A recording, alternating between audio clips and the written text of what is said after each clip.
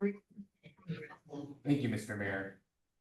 As a reminder, this meeting is being recorded and will be posted on the town YouTube.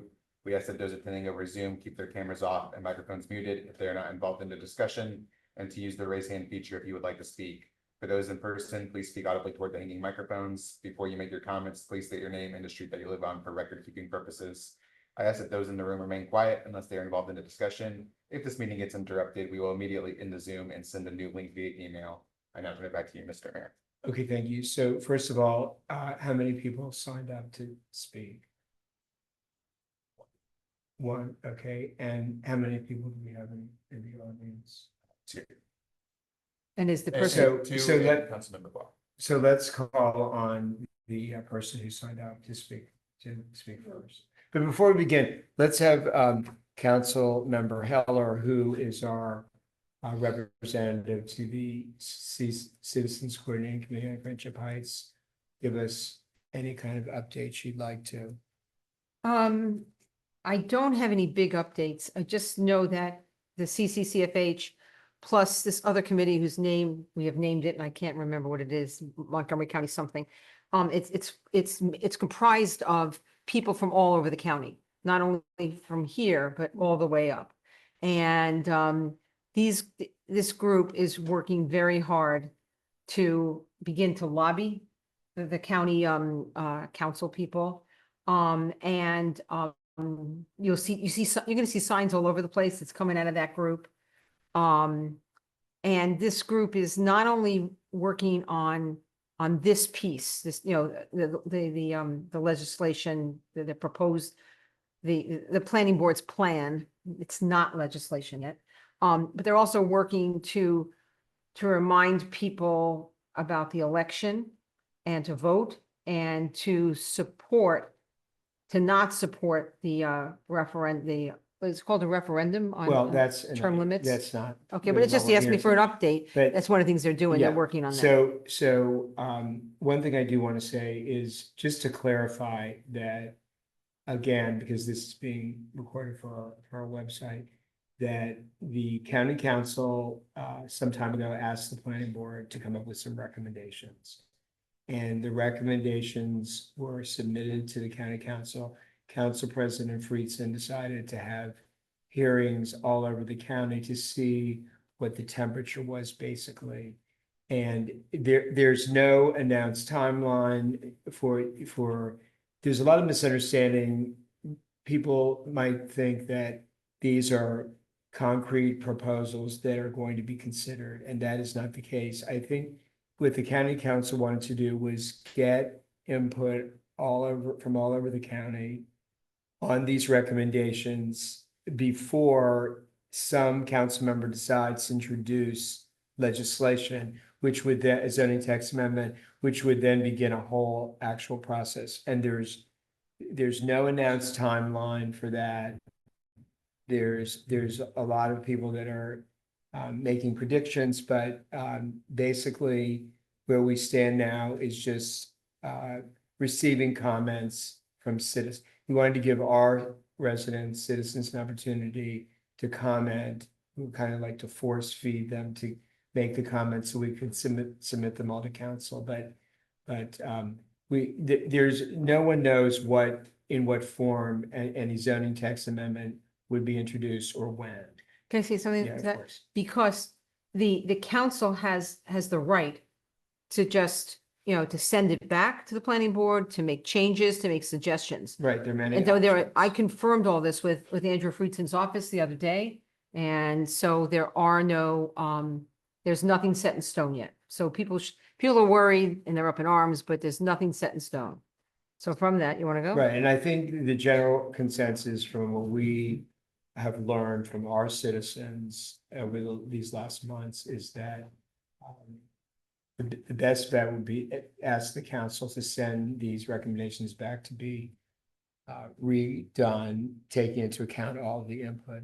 And there's actually signs up all over the place. Right, yeah. So with that, let's call on the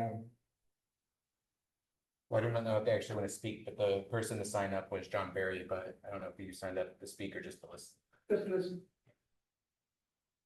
Well, did anyone sign up to speak? only one person signed up for sure, but Okay, if so, anybody would like to. okay, so for anyone who is watching online, we would encourage you to submit comments. There are many ways you can submit comments. You can write to us. You can write directly to the council, and I believe the staff has provided, the county council, I believe the staff has provided all that information how to do that. But if you would like to testify to say anything tonight, you would then be on the record, which the staff, you only have to write anything. You could come up here and you could raise your hand, make your comment, and the staff will take your name and your street and will summarize your comments and send that to the council. So with that offer, is there anyone that wish to speak? We would like to encourage you to speak. And if you're not ready or have enough information tonight, we have one other opportunity, public hearing Next Tuesday at next noon. Tuesday at noon. But in the meantime, anytime, please communicate with us. The reason we're having these hearings is to basically force people to comment so that we can pass it on to the right people, to engage our citizens. And if no one is going to make a comment, then what we'll do is we'll end the hearing and we'll just have a Q&A session with us. Okay. wanna Hello, comment? this is Ruth Albert. Oh, good I would- evening. Good Hi evening. there. Hi, I would like to make a comment and I called Thank the you. town hall. Thank And you. and I was told that all I have to do is join by Zoom and I Yes, can come. yes. Okay, terrific. Is now okay? Yes, Okay. and we would like you to limit your comments to 3 minutes if possible. No worries. Okay, thank you. Okay, so I will start by saying that I have sent a comment to each of the county council people and I Thank you. thought, sure. And I had thought that they were going to be at this meeting too. Nevertheless, I just want to add my voice to the chorus that to urge you all to reject the planning board's recommendations. I'm sure you've heard all of this already, so I'm going to keep it very brief. Basically to say that I am opposed to these triplexes and quadplexes and 19-unit buildings. I find it, I'll say mildly amusing that they call this attainable housing. And I'm not sure who it's attainable for. It's clearly not affordable. You know, the developers, rental and purchase pricing, I understand that there's no limit on any of that. But certainly, people like my daughter who work as a teacher in Montgomery County, are not going to find this housing attainable. And I am extremely concerned about how this would affect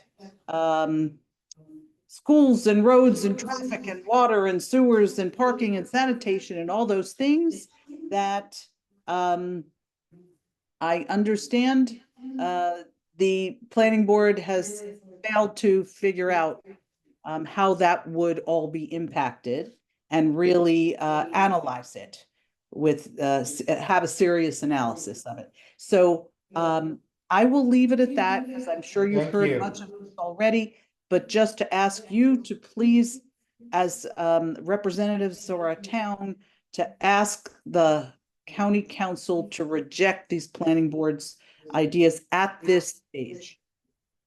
Thank you very much. We will, even though you already wrote to the council, we will make sure that they know you came tonight to testify. Thank you so much.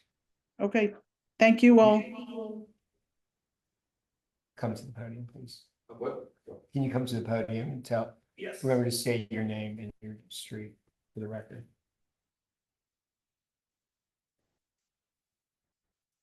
Yes, excellent. Thank you.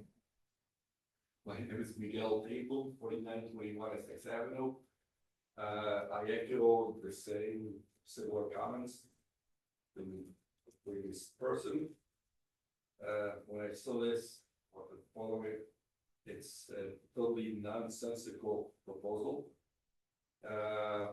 Because it doesn't achieve the stated goals. It comes at a cost, it will destroy the spirit and the architectural look of the community and neighborhoods. And the economics are such that you're not building affordable housing, you're building very expensive housing. And the only people who will benefit from this activity are developers who will buy the properties, split them up, and build houses or duplexes or triplexes that will cost at least a couple $1 million in more.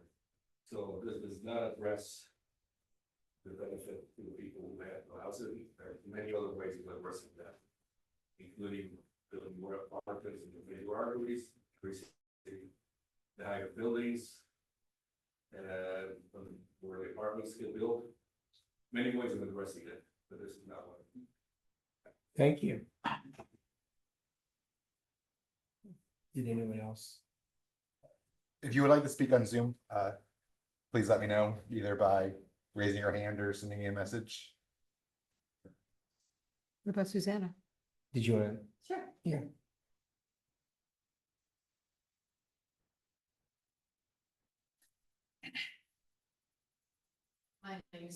My name is Susanna Goodman. I live on Little Cumberland, right down the street. I recommend also that this plan be sent back to the planning board for extensive revision.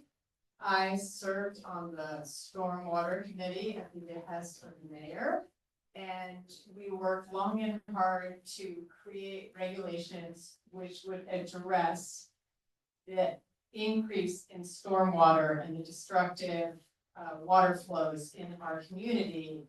And it's not clear that Somerset would retain all the regulatory authority it needs to put in dry wells, limit expansion of surface area where rainwater would be then collected. And so my concern is that Somerset really needs to retain that ability to regulate the expansion of properties in our town to address stormwater, as it will only increase as climate change brings on ever more ferocious storms with substantive amount of water. So that's all I have to say. Thank you very much. Thank Thank you you. very much. Anybody else? Okay, so thank you everyone for joining us tonight, and stay tuned. I have a question. Yeah. One of the things we talked about before you came was possibly keeping the Zoom open till 5:30, just in case people were late coming.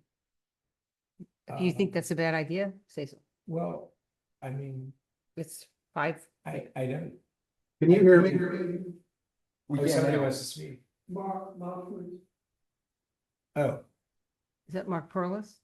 Yes, I don't, oh, good evening, sir. yeah, I'm not sure that I'm showing up on your screen. You're not. Yeah, I apologize. There was some. It's okay.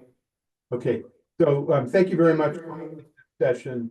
I also want to express thanks for having invited the planning board staff to visit with us middle of last week.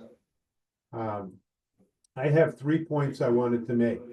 Number one, in any public comments that we might file someday, I hope we will defend the idea of single family zoning.